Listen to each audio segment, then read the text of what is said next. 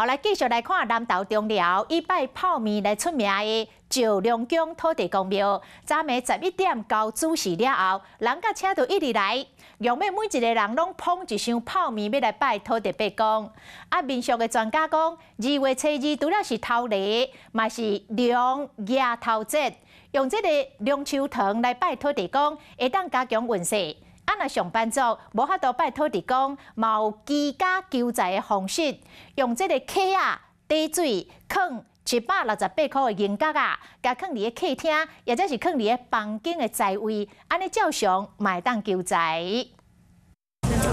主事一到，满满的人潮全部拢徛入去南投中寮的石龙宫，一人一碗泡面，食甲欢喜不不。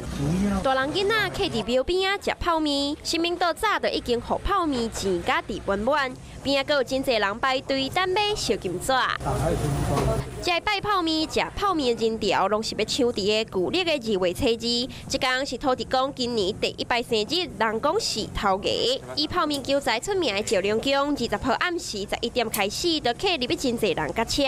大家一手一手泡面要来祭拜土地公。拜完了后，就坐咧食泡面。2月初2嘛是人讲的龙爷头的节日，民俗专家讲用龙球糖来拜土地公，会用的加强运势，嘛是人讲的龙爷头开运法。龙抬头里面，它就是因为龙神要施雨啊，龙神要施雨就是有雨水。我们讲的就是如果遇水则发，那也就是说，你如果没办法到庙里边的话，那你可以在家里边自己准备一个容器，然后呢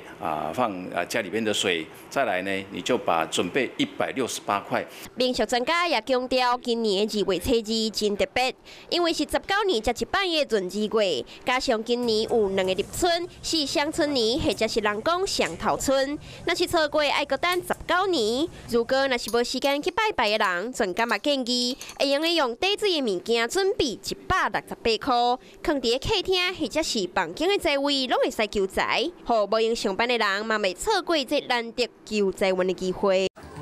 华视新闻看起来，赶快订阅我们的华视新闻 YouTube 频道，欢迎按赞、订阅、开启小铃铛，最新最及时的资讯要提供给你。